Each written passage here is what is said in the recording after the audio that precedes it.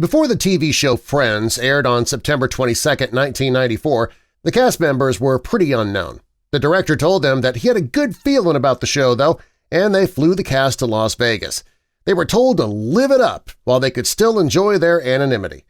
Well, he was right about everything, and soon Friends was the biggest hit on TV, and the cast members became superstars. It's been 15 years since the show ended. It's still, though, very popular in reruns and on Netflix. Facts First presents 20 Friends moments that'll make you nostalgic. Before we get into our video, jump down to the comments and let us know what was your favorite episode of Friends. Also, be sure to subscribe and click the notification bell so you don't miss our future videos. Baby Emma was Ross and Rachel's little girl. Twins Noelle and Callie played the role. The cast loved to play with the twins between takes, and the twins' mother thought it was fun. The cast treated the twins like little princesses, and the audience loved them. The show was filmed before a live studio audience, and the twins were always engaging with the audience. Gunther was the manager of Central Perk, and he had a creepy obsession with Rachel. When the show first aired, Gunther wasn't supposed to have any lines at all. He was just an extra who could use the espresso machine, so they upgraded his character to recurring status, and he was often part of the show's storylines. In this photo, you can see him sharing a snack on set with an extra, wearing his signature purple shirt and his bright blonde hair.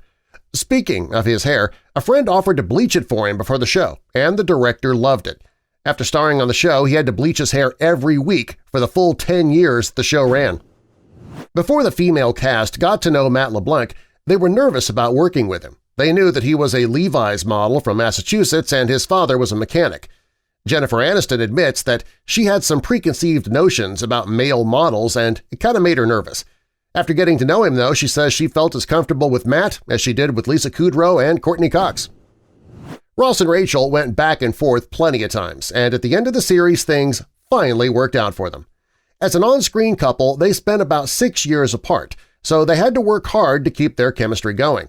Here's a photo of Jennifer and David rehearsing the heartbreaking scene from The One with the Going Away Party. James Burrows, the show's director, says that they had to have Ross and Rachel be apart. They had to make them argue so that they could get back together. If not, they had no place to go with the characters. Ross and Rachel, they're going to go down in history probably as one of TV's most iconic couples. The gang were best friends on the show and also in real life. Lisa Kudrow says that their friendships were unspoken. They instinctively knew that they had to get along. She said they were together every day for 10 years and they went through something very significant together. That created a strong bond with the entire cast. When you get older, you don't have that with just everybody. Even though the last episode was only 22 minutes long, it took 5 hours to shoot. The last one, Part 1, was so important that producers insisted on getting each shot right, so every scene was shot several times. During each of the 2-part episodes, there were at least 20 minutes of on-set changes. In the end, the cast stopped to applaud the audience for being faithful fans for 10 years. There were plenty of famous guest stars on Friends. Christina Applegate was one of them. She played Rachel's spoiled sister, Amy Green. The role was initially supposed to go to Reese Witherspoon, who had already played Rachel's other sister, Jill, but Reese wasn't available. Everything worked out for the best, though, since Christina won an Emmy for her appearance on the episode titled The One with Rachel's Other Sister. Joey and Rachel were best friends, and later the two got together. The audience didn't think it was right, though. Some of the cast members felt the same. Matt and Jennifer sat down with the writers to express their concerns, and Matt told them that he thought it was inappropriate since he and Ross were best friends. The writers turned the relationship into something more physical than emotional, and thank goodness Joey and Rachel's friendship didn't suffer. Initially, the show was supposed to be about 4 friends, and Phoebe and Chandler were supposed to just be supporting characters. Now, if that doesn't sound crazy enough, Phoebe was supposed to be goth. Both characters were supposed to be in only a few episodes. Fortunately, the writers changed direction. Man, it's hard to imagine the show without free-spirited Phoebe and smart-mouthed Chandler, isn't it? Had they not changed directions, Friends might not have been the massive hit that it was.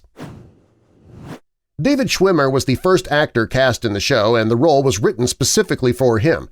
He never even had to audition. When he got the call about the show, he almost turned it down. He was ready to work with a Chicago-based theater company full-time. David didn't just play Ross. For 10 episodes, he also wore the director's hat. Had David turned down the role, things would have been entirely different, not just on the show but also in David's life.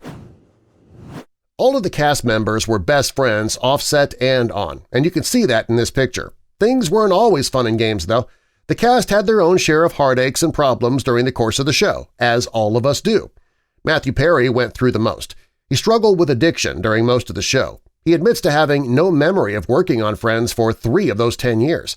Matthew went into rehab twice. When he finally got clean, he turned his Malibu home into an addiction recovery center for men called the Perry House. The White House awarded Matthew with the Champion of Recovery Award. It was impossible not to notice that Phoebe and Joey had chemistry. Matt and Lisa wondered why their characters never got together. They even went to the writers and suggested that at the end of the show, the audience would find out the two had been casually sleeping together the whole time. In the end, everybody realized it just wouldn't fit in with the tone of the show. It's a good thing they did because Paul Rudd worked out great as Phoebe's husband. This photo was taken while shooting The One After Vegas when Chandler was struggling to carry Monica through the door.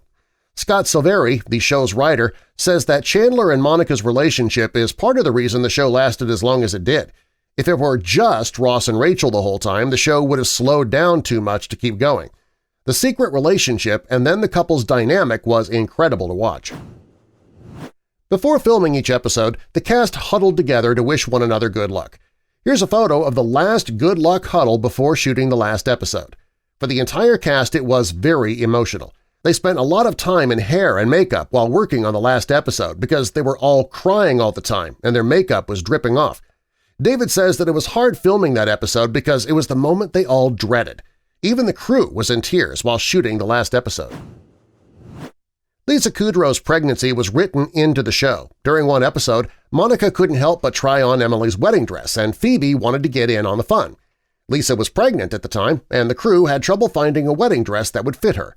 They finally found one at a store called It's Not Too Late. Working for hours while pregnant must not have been easy, but Lisa says it was still a great experience. When the cast members did their good luck huddle before each show, they'd also wish Julian, Lisa's baby, in the huddle. She says that it was sweet that her cast members included her fetus. When Ross dated Charlie, played by Aisha Tyler, it was a pivotal time in the show. It made everybody think that Ross was totally over Rachel.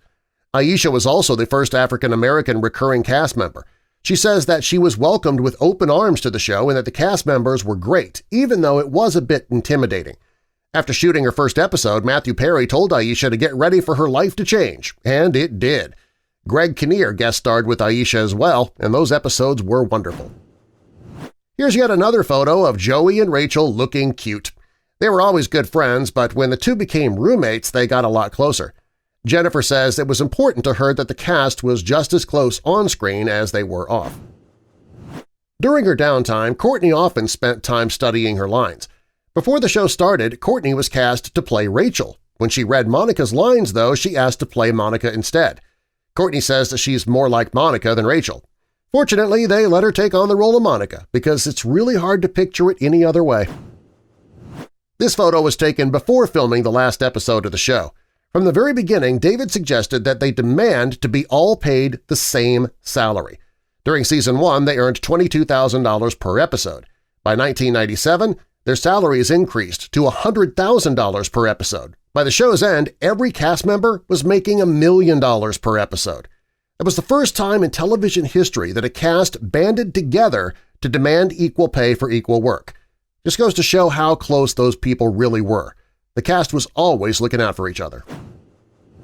The frame around Monica's peephole remained part of the set for the entire run of the show. Initially, it was supposed to be a mirror on Monica's wall, but the glass got broken. The crew decided to hang it around the peephole just to see how it looked, and it became one of the show's most famous props. Subscribe for more.